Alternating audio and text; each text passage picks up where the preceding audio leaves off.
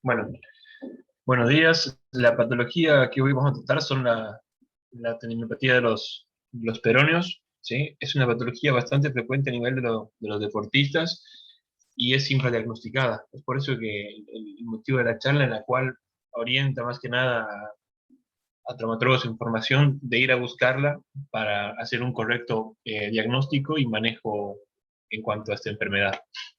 Hablando un poco de la anatomía y la biomecánica, ¿sí? Sabemos que el peroneo largo se inserta en los dos tercios proximales del peroneo, incluyendo la cabeza, a nivel de la cara lateral del platillo externo de la tibia, y discurre, ¿sí?, de manera distal, ¿sí?, junto al peroneo corto, que también se inserta en el tercio medio del peroné, y juntos, ¿sí?, van a atravesar el canal retromalleolar externo, ¿sí?, envueltos en lo que es el retináculo de los peroneos, eh, teniendo una curva por debajo del tubérculo peroneo, y el peroneo corto se va a insertar a nivel de la base del quinto metatarsiano, y el peroneo largo a nivel de la cara plantar del primer metatarsiano, y algunas fibras a nivel del cuboides. ¿Sí? Esta es una imagen anatómica en la cual se enfoca a nivel de la cara lateral del tobillo, en la cual podemos apreciar eh, cómo discurren el peroneo largo y el peroneo corto, ¿sí?, en una misma vaina antes del retináculo de los peroneos, ¿sí?, y después se subdividen a nivel del tubérculo peroneo. ¿Sí? Esto es importante porque estas estructuras están muy relacionadas con esta patología. Acá se ve cómo, abriendo el retináculo, la disposición del peroneo corto, ¿sí?, y el peroneo largo. Una imagen, ¿sí?, como los luxas, ¿sí?, y la relación que tiene también con los ligamentos estabilizadores del tobillo. Esta es una imagen en la cual se ve cómo el peroneo largo, es una imagen plantar, ¿sí?, cómo se acoda y cambia de dirección de lateral hacia medial, ¿sí?, camina a insertarse en la cara plantar del primer metatarsiano. ¿Por qué menciono estas partes? Porque va a ser muy importante para entender, ¿sí?, qué zonas son las que se lesionan más frecuentemente o cuáles están más relacionadas con estas patologías. Esta es una imagen, ¿sí?, un corte transversal en la cual se aprecia la disposición que tienen los peroneos a nivel del canal retromalleolar externo, ¿sí? El peroneo largo está posterior al peroneo corto, ¿sí?, eh, en constante relación con el fibrocartílago y con el surco peroneo, ¿sí? Este surco peroneo, vale aclarar que tiene que tener una profundidad de 5 milímetros a 10 milímetros, ¿sí?, para que sea competente. Es decir, muchas patologías por alguna alteración anatómica en las cuales son más pequeños el surco están predispuestos a tener eh, patologías como tendinopatías, desgarros, inclusive luxaciones, ¿sí? Bueno, hablando un poco de la biomecánica y la función de ambos peroneos, ¿sí?, estos funcionan tanto en conjunto como por separado, ¿sí? Ambos peroneos en conjunto, su función es la flexión plantar del tobillo y la pronación del retropié, ¿sí? Y el peroneo largo en sí funciona como flexión plantar del primer metatarsiano, descendiéndolo para como un apoyo plantar, y un estabilizador del medio y retropié. ¿Bien? Esto como parte fundamental. En cuanto a la patología de los peroneos, traté de dividirlos entre los que se pueden encontrar en el peroneo largo y en el peroneo corto, ¿sí? Si bien varios de estos pueden cruzar con patologías similares, hay algunas que solo se dan a nivel del peroneo largo, como ser el postperoneum, o el síndrome del osperoneum, ¿sí? Que ahora vamos a mencionar. Hablando un poco de las tenosinovitis del peroneo, ahora vamos a entrar a abordar patología por patología, ¿sí? Hablando un poco de la tenosinovitis del peroneo, ¿sí?, es una inflamación a nivel de la vaina sinovial. La vaina sinovial, luego los lugares más frecuentes donde se van a ver localizados, ya les decía, el canal retromedular externo a nivel del tubérculo de, de los peroneos, ¿sí? A nivel de la inserción del peroneo largo, ¿sí? Y en su relación con el cuboides y el primer metatarsiano. ¿Por qué se dan este tipo de inflamaciones? Es porque el tendón, ¿sí? Está en constante fricción, tanto con el surco, ¿sí? O porque cambia de dirección. Al cambiar de dirección está expuesto a distintos tipos de tensiones, ¿sí? A cambio de tensiones. Eso es lo que lleva a inflamar eh, al momento de discurrir, ¿sí? De forma armónica, la relación que tienen con esas estructuras anatómicas. Entre otras, ¿sí? Porque hay múltiples causas, como se mencionan, hay las mecánicas y las anatómicas. Las mecánicas es por la compresión que existe, ¿sí? En el momento del momento de que discurren los tendones. Pero las anatómicas están más relacionadas, ¿sí? Por ejemplo, con un surco bastante angosto, como ya les mencionábamos, ¿sí? La aparición de un cuarto, o peroneum quartum, ¿sí? Que generalmente está en relación con el peroneo corto, es decir, es un peroneo accesorio, ¿sí? Los más frecuentes que aparecen, en el cual aumenta el grosor del contenido a nivel del surco del retromedular externo, ¿sí? Por lo tanto, la presión es mayor y hay un mayor desgaste, ¿sí? Otra puede ser la inserción muscular baja, ¿sí? Porque generalmente 2 centímetros por encima del canal retromedular externo no debería existir músculo, simplemente tendón. Pero cuando hay inserciones musculares bajas, ¿sí? Estos también de la misma manera aumentan el canal. Está relacionado con tubérculos peroneos hipertróficos o secuelas de fracturas de calcáneo, ¿sí? Lo cual van a irritar la vaina, ¿sí? O la presencia del os peroneo, que ya les vamos a mencionar. Esto es frecuente en deportistas, ¿sí? Generalmente deportistas que tuvieron una lesión en inversión y inflexión plantar, ¿sí? Son los que padecen esta patología. Como ya les mencionaba, la localización es fundamental, ¿sí? La hipertrofia del tubérculo peroneo aumenta la fricción a nivel de este sitio. Puede ser por una alteración congénita o adquirida en caso de una consolidación viciosa por alguna fractura de calcáneo, ¿sí? El maleo lateral que está expuesto tanto a esguinces, traumatismos directos como fracturas, ¿sí? Bueno, va a alterar la morfología del canal, ¿sí? Y el cuboides. El cuboides tiene un canal por donde discurre el peroneo largo, que es frecuentemente sitio de irritación del mismo. En cuanto a la clínica que puede presentar el paciente, refieren dolor, ¿sí? Prácticamente dolor a nivel posterolateral. Eh, Algunos autores prefieren mencionarlo entre agudo y crónico, ¿sí? Tienen un corte de 2 o 3 semanas para agudo, hasta 4 mencionan en un caso subagudo, y después de 4 semanas dolor crónico. Viene a ser posterolateral, el paciente refiere mucho dolor a nivel del canal retromedular externo, ¿sí? Se palpa un aumento de volumen en todo el recorrido de ambos tendones, ¿sí? El dolor a la inversión eh, exacerba, ¿sí? Este tipo de sintomatología, y la eversión y pronación en cuanto a resistencia, es decir, el paciente tú le pides que prone y haga una eversión y le das contrarresistencia, esto también es un sector gatillante para el dolor, ¿sí? Más que nada, los atletas o pacientes que refieren esto, es que con la actividad física el dolor se incrementa, pero cede inmediatamente al reposo y a las medidas generales.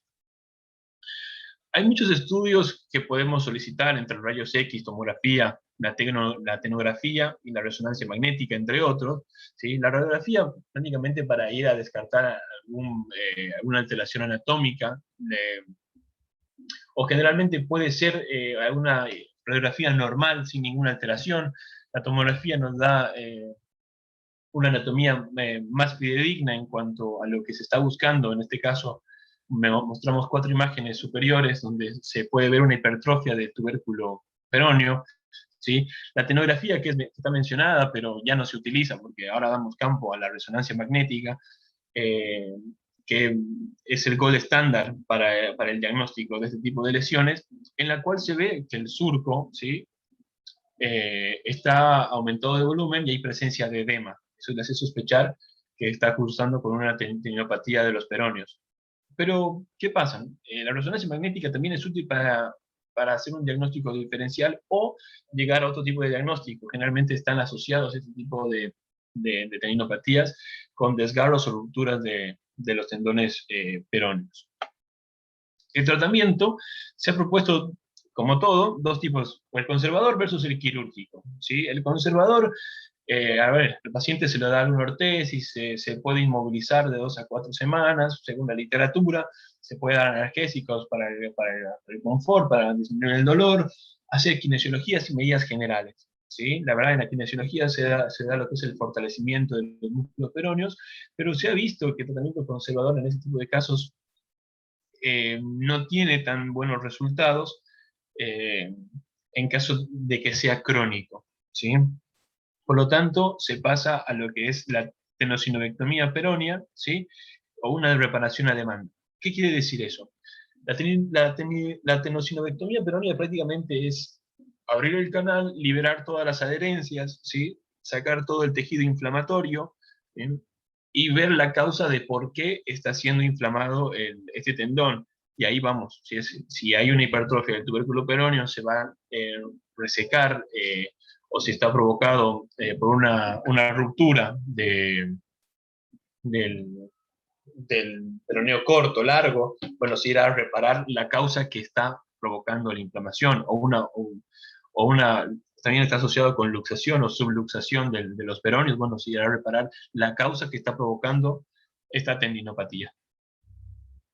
Generalmente el abordaje que se hace para cualquier tipo de reparación a nivel de los peroneos, ¿sí? Se mide desde la cola del quinto metatarsiano, ¿sí? En base a la punta del peroné, ¿sí? Se hace una curvatura como para exponer todo el recorrido de los peroneos. Ya luego vamos a ver unas técnicas quirúrgicas en las cuales utilizan el mismo abordaje y los mismos reparos para realizarlo. Hablando un poco del os peroneum, ¿sí? Está frecuentemente, eh, perdón, aparece entre un 20% a un 30% de la población, ¿sí? Este os peroneum, ¿sí? No es patológico. Y el os peroneum no es más que un sesamoideo, se lo conoce así, que puede ser puede estar bipartito, en la cual tiene unión con 4 bandeletas, ¿sí? Las 4 bandeletas se muestran en la imagen inferior, ¿sí? Una que viene del peroneo largo, otro del peroneo corto, otro que va de la inserción del primer metatarsiano, ¿sí? Eh, y otro de la fascia plantar, ¿bien? Este os peroneum puede o no tener significancia a nivel de la patología de los peroneos, ¿sí? Pero al estar íntimamente relacionado con el peroneo largo, nos hace o nos sugiere, ¿sí? En caso de que esté alterado, alguna lesión a nivel del peroneo largo, ¿bien? Estos pueden ser tanto, la lesión puede ser aguda como crónica. En cuanto a la clínica que presenta el osperon o el síndrome del osperonum, ¿sí? Es dolor, básicamente dolor a nivel del cuboides, ¿sí? Eh, la movilidad activa se puede ver que a la contrarresistencia de la flexión plantar existe un dolor muy referido a nivel de su localización, y a la palpación, ¿sí? Eh, es muy puntual la molestia que el paciente puede referir. Además, que tiene debilidad para la eversión en caso de que éste esté avulsionado, ya le voy a mostrar algunas imágenes, ¿sí? Y ahí dice estesia por el compromiso del nervio sural. En cuanto a los estudios de imágenes que solicitamos en un paciente que ingresa con una sospecha de un entorno de un esguince de tobillo, siempre valorar lo que es la cola del quinto metatarsiano, se va a ver esta pequeña imagen como este estofito, ¿sí?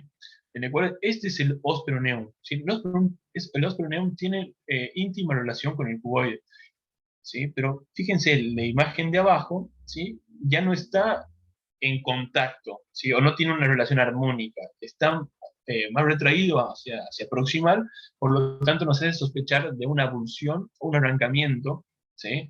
Bueno, una abulsión, una lesión del peroneo largo. Otros estudios que se pueden solicitar es la gamografía, que da una imagen hipercaptante, o una resonancia magnética. Acá tenemos otra imagen en la cual fíjense cómo el os peroneum, que es el tripartito, ¿sí? Está en íntima relación, y acá cómo está diastasado. ¿Sí? Ese es un signo que nos hace sugerir lesión del peroneo largo.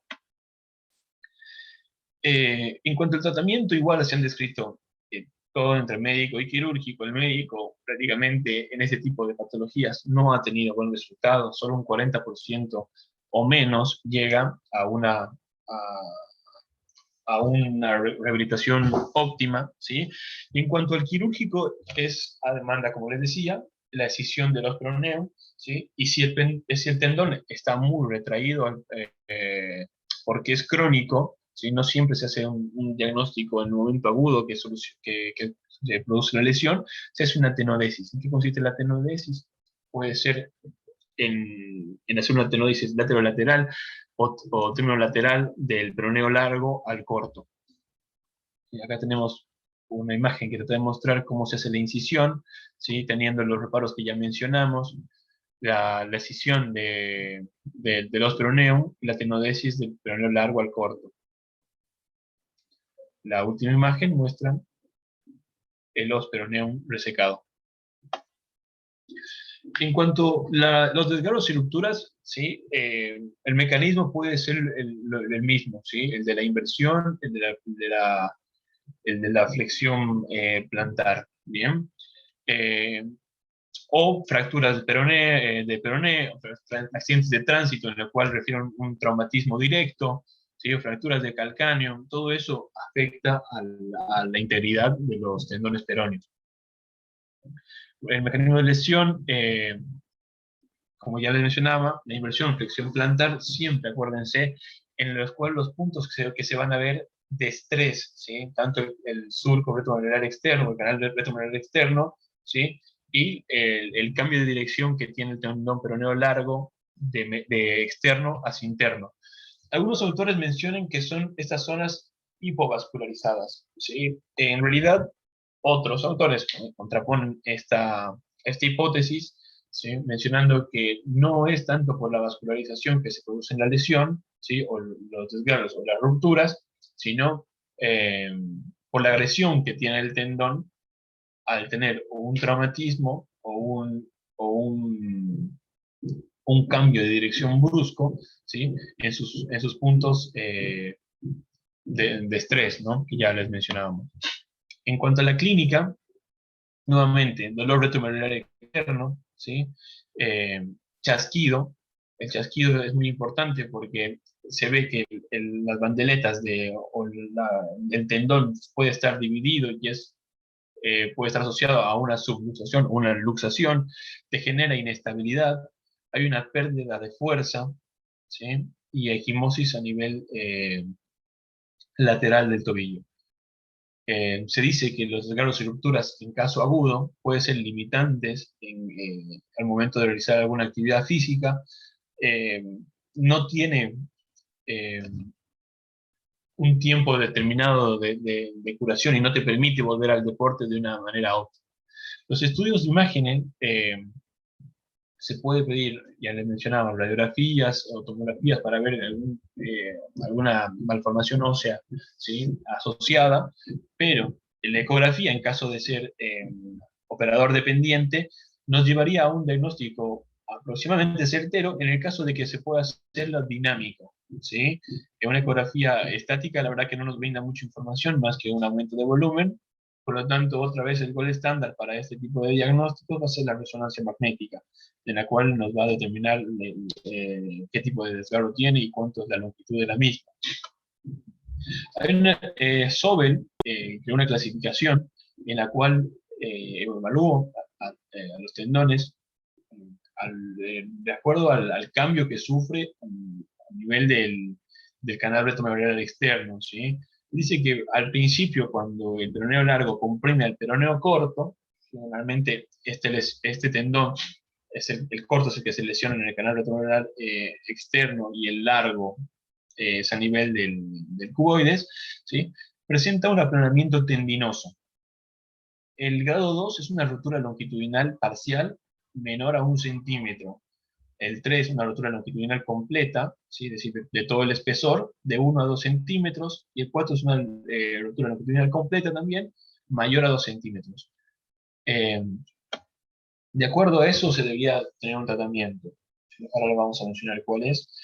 Primero, como todo, podemos realizar un tratamiento conservador, ¿sí? Crioterapia, analgésicos, podemos inmovilizar al paciente. Los autores mencionan que la inmovilización no debería ser menor de 4 semanas y mandarlos a rehabilitar. ¿Qué pasa? Este tipo de pacientes no alcanzan un porcentaje óptimo de recuperación, ¿sí? Es más, ¿sí? Tienen muchas chances de que fracase y no vuelvan a hacer la actividad física que ellos estaban acostumbrados. Entonces, se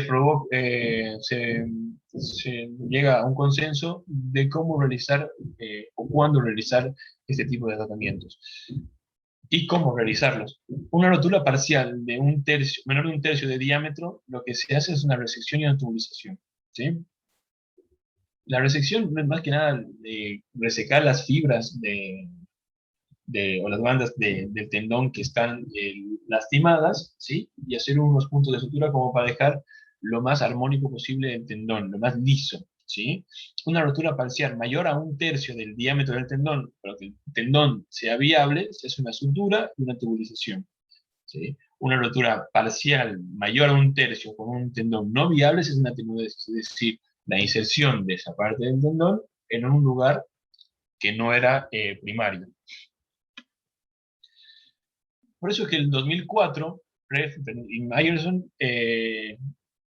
crearon un algoritmo de cómo tratarlos, ¿sí? De acuerdo a la afectación que tiene el tendón y a la funcionalidad que este puede tener, ¿sí? Si los dos tendones están íntegros, por más sea la lesión que sea, van a ir a ser reparados. Si un tendón, ¿sí? Es irreparable y el otro tendón es funcional, se tiene que hacer una tenodesis, ¿sí? Pero ¿qué pasa? Siempre y cuando, ¿sí?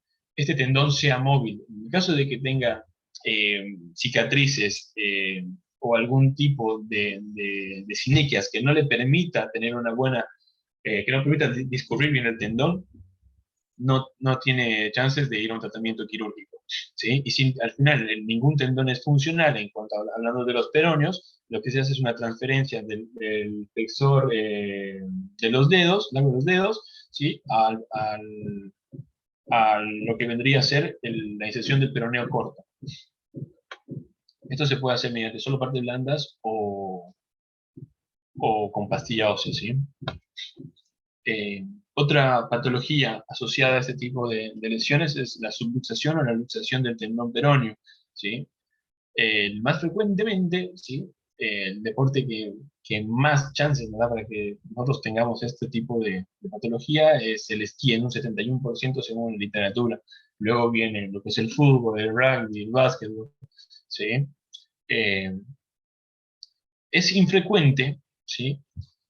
Eh, en cuanto a toda la patología que ya les mencionábamos, ¿sí? Pero principalmente se da por la alteración del surco retromedular, es decir, la profundidad que tiene, está asociado a retropiés varos, ¿sí? Y pacientes que ya sufrieron algún tipo de esguince y tienen inestabilidad de tobillo o alguna fractura que generaron una inestabilidad de tobillo. A ver, la realidad es que es muy poco buscado en la guardia, ¿sí? Generalmente cualquier persona que ingresa y que, mira, tuvo una lesión en inversión y pues implantar un esguince y mandamos a inmovilizar, quizás no valoramos con una maniobra de cajón, ¿sí? O no vamos a palpar o a tratar de subluxar con alguna maniobra, por ejemplo, la flexión dorsal y la ebresión, ¿sí? Para, para ver si los tendones se subluxan o no, ¿sí? Y eso es muy importante en el momento del manejo, porque no es lo mismo tratar a un paciente en agudo que en crónico, ¿sí? Como les mencionaba, el mecanismo de lesión es la flexión dorsal e inversión, lo cual va a ir a, si tienes un retináculo largo, ¿sí? Vas a ir a desinsertarlo, ¿sí? O vas a ir a abulsionar toda una pastilla ósea, dependiendo del grado de lesión que pueda sugerir, ¿sí? Y también se va a ir a afectar lo que es el ligamento tibio-peroneo anterior. Nuevamente caemos en la imagen, ¿sí? Valorando las estructuras anatómicas en relación con los tendones peroneos. ¿Y qué es importante en este sector? ¿Sí? eh, el surco eh, retromedular peroneo y el fibrocartílago, ¿sí? Estas dos estructuras nos van a servir para llegar a una clasificación establecida por Ecker y Davis, ¿sí? En la cual la grado 1 existe como un levantamiento del periósteo, una subluxación del tendón peroneo largo, ¿sí? En la 2 hay un desprendimiento del fibrocartílago, ¿sí? Una subluxación hacia interno. En la 3 hay una avulsión total, ¿sí? De la pastilla ósea y lesión del fibrocartílago. Y la 4 es la lesión del retináculo, pero hacia posterior, ¿sí? En cuanto a la clínica que puede presentar, ¿sí? Si es aguda, o sea, acordémonos de que va a ser por un traumatismo, es dolor, un chasquido, ¿sí? A la movilidad, el paciente dice, me suena de crack, ¿sí? Es como que todo el tiempo siento que algo se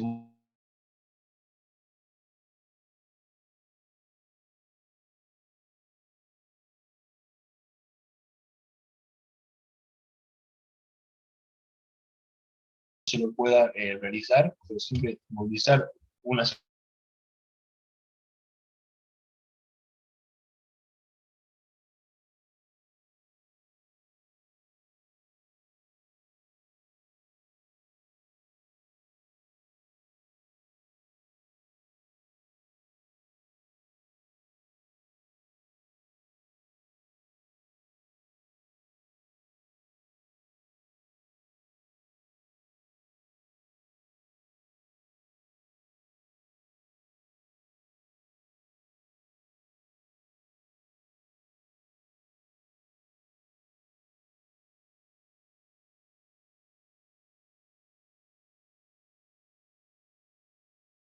¿Sí?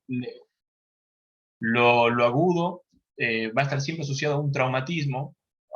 Esto quiere decir que el paciente va a tener dolor, el chasquido, ¿sí? Inflamación, equimosis. El traumatismo puede ser tanto directo, ¿sí? Como un mecanismo de entorsis, y el crónico está más asociado a lo que es la inestabilidad, es decir, a la secuela que te deja una inestabilidad del tobillo, ya sea por fracturas o esguinces a repetición.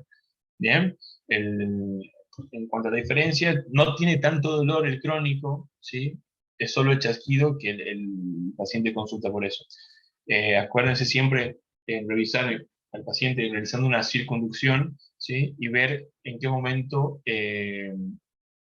el chasquido aparece y si tiene relación o no con la solutización de los peroneos, y valorar siempre el retropievar. En cuanto a los estudios de imagen, se pueden pedir radiografías en las cuales van a ser normales o con estrés. Esto para ir a sospechar que hay una inestabilidad lateral, ¿sí? La ecografía tiene que ser dinámica, igual, a ver, no, es operador dependiente. La tomografía, ya les mencionaba repetidas veces, como para ver alguna malformación ósea, y la resonancia magnética, que es como el gol estándar que se maneja hoy en día. En cuanto al tratamiento, al igual que las patologías ya mencionadas, va a ser incruento. Esto sí realiza una inmovilización de 5 a 6 semanas, luego arrancan con kinesiología.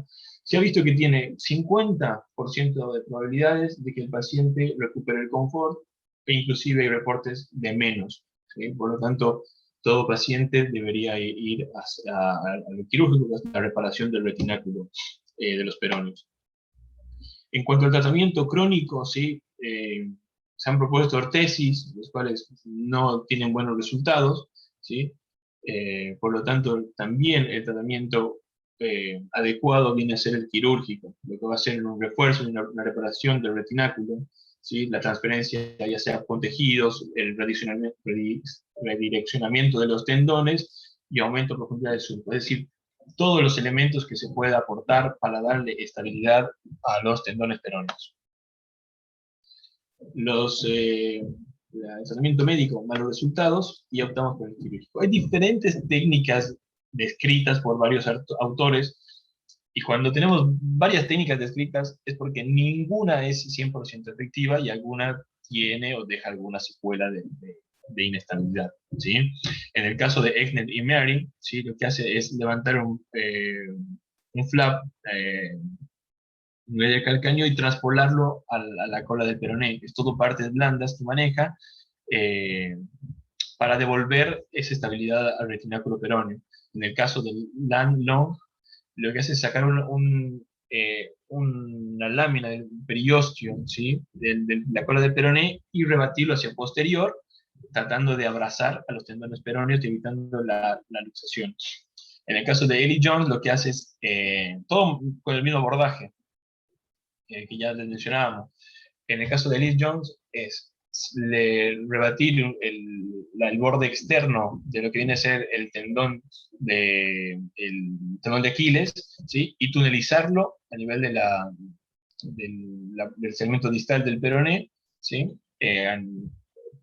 Anterior a lo que debería ser el surco, ¿sí? Y hacerle un tope para evitar la luxación de los tendones peroneos.